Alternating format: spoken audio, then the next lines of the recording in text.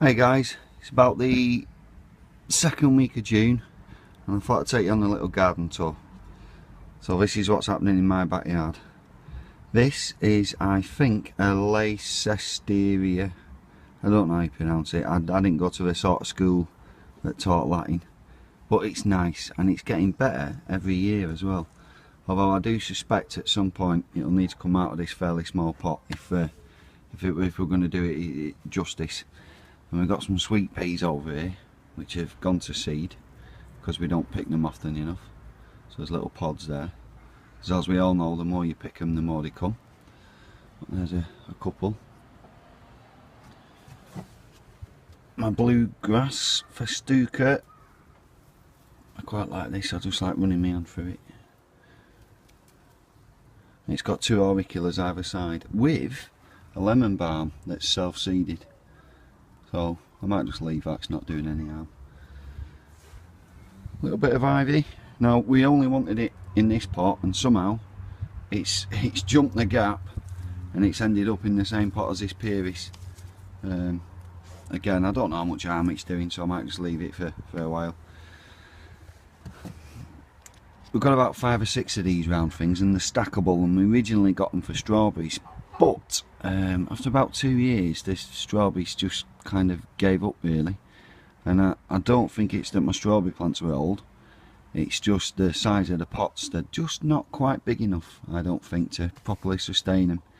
So we're starting to remove the strawberries and we'll just put annual flowers in instead.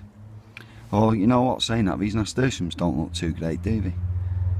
There's a bit of some kind of deficiency going on there, I think. The leaves are showing us that. That was my Dicentra Valentine. It's well dead by now. It's wrong time of year for this really. That reminds me, I need to look on Google and find out if we can cut it back, or do we just leave it to completely die down until it comes back next year? I don't know.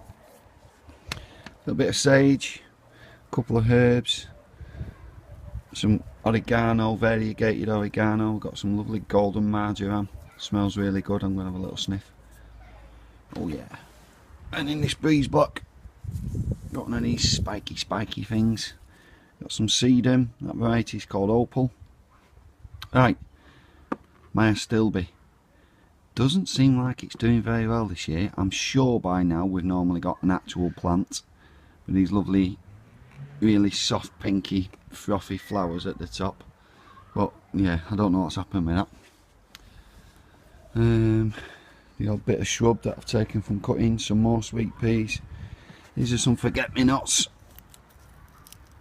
These are pretty much, they pop up all around my garden now, these forget-me-nots, and it all started with just 3 plants that I took from my granddad's house garden on the day that we had his funeral, and I brought them back in a carrier bag, put them in a pot, and this was years ago now, and since then they just spread everywhere, and it's quite nice when I gently curse him when he's popping up in my my lovely prized cosmos flowers or whatever it is I'm trying to grow, and one of these pops up.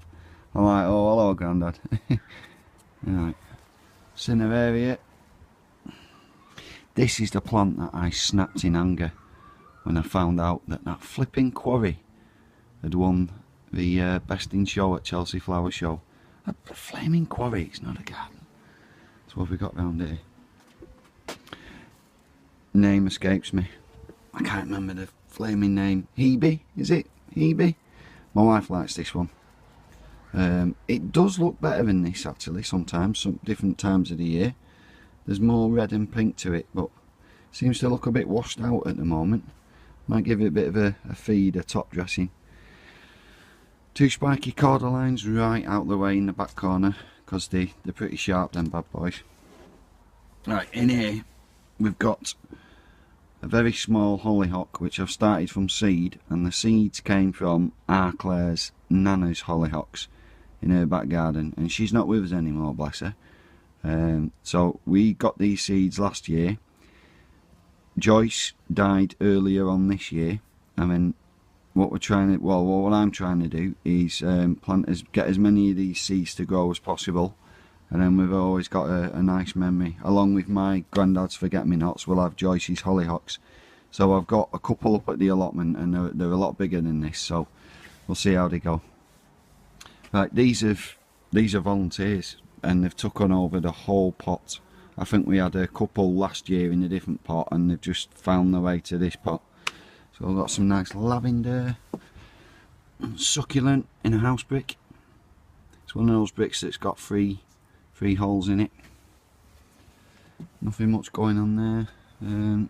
This chicken pot thing, I don't know if you can tell, that's a bronze fennel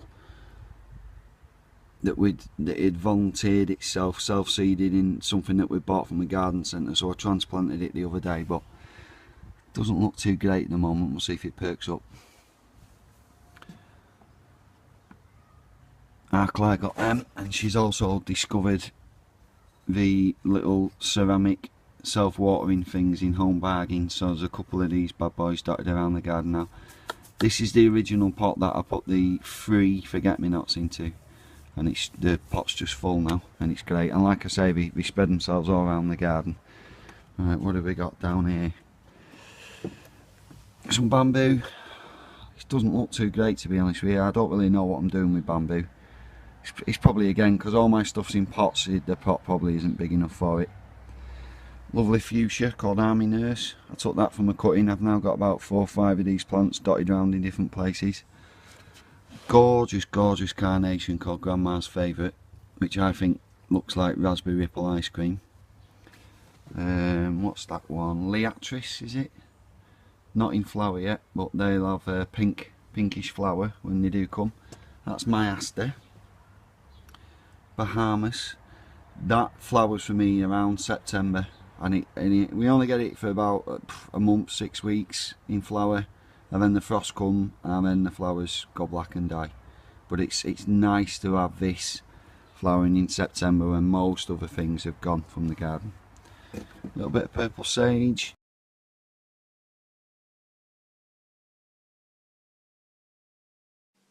This is Ruby, the deputy head gardener of Petals on the Paving Slabs. She might look cute, but if you don't subscribe, she will set that chicken on you.